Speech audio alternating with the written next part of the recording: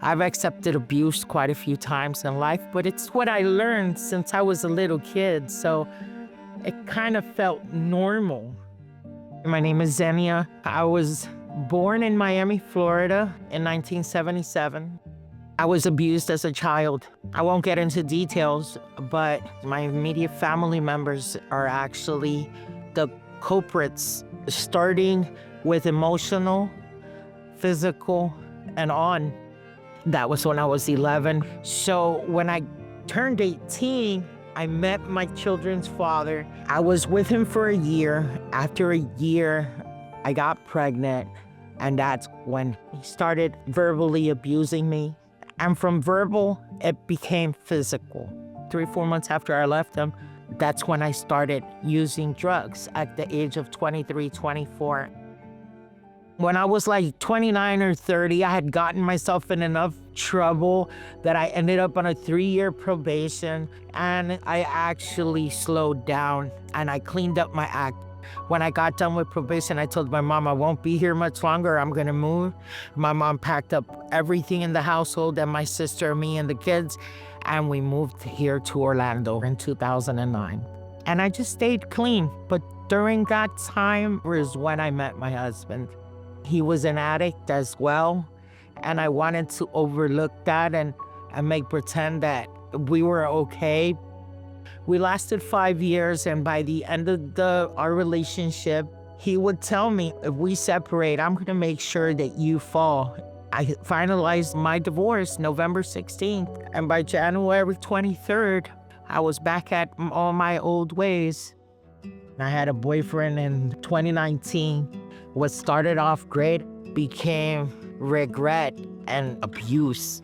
I can show you pictures of blacks and blues, little spots with no hair, and one way or another, he got a hold of my documents and he destroyed my license and social security card and birth certificate.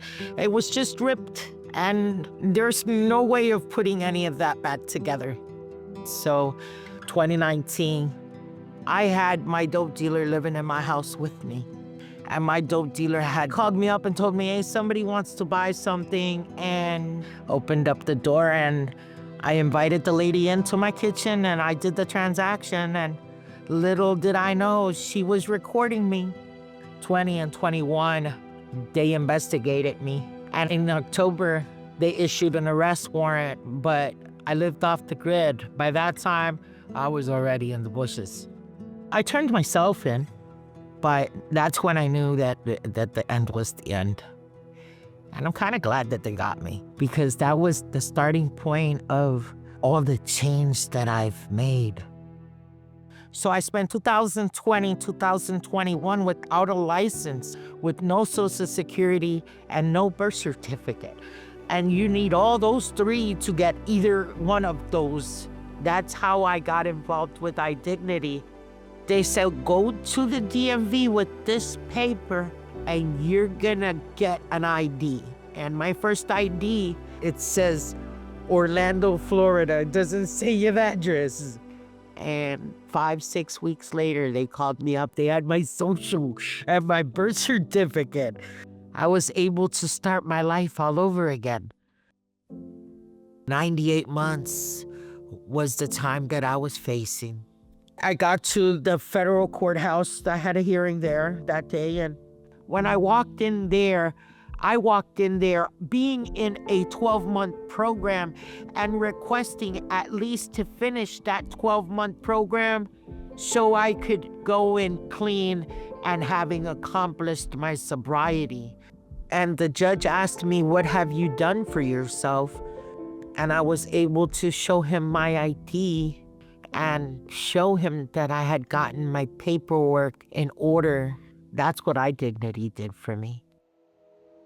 Getting my ID from IDignity changed my life in so many ways, starting from showing a judge that I was really trying to do something for myself, to walking into Valencia College and having all the correct documentations to be able to go back to school, to be able to get my first real job at Valencia College. I've been working for Valencia 2 years. That ID created so much stability for me. Even my children see a difference in me, which has created a different connection in between us. We actually get together more often, and they're kind of starting to look up to me as well. I got to finish my associate's degree. I got to walk on the stage. During my last semester, I started applying for different colleges, and Cornell reached out to me, Cornell University.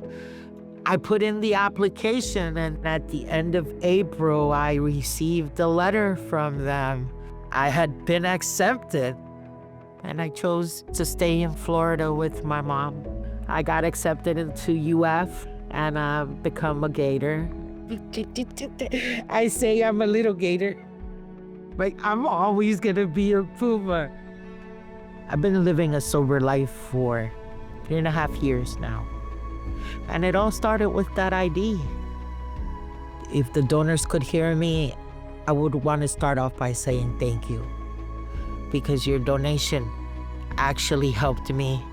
I walked into a place not knowing what was going to be of me, and I walked out with everything I needed to succeed. And it's really thank you, because you made that possible. And please don't stop helping. I'm pretty sure there's thousands more people that feel like me at the end of their journey as well. And my journey still isn't done. If I have the opportunity, by the time I get done, I'll be donating too. There's no way to thank you guys enough. And I'm glad that you guys exist. And donors make that possible, because without the donors, I wouldn't be here today. My name is Xenia, and now I can prove it.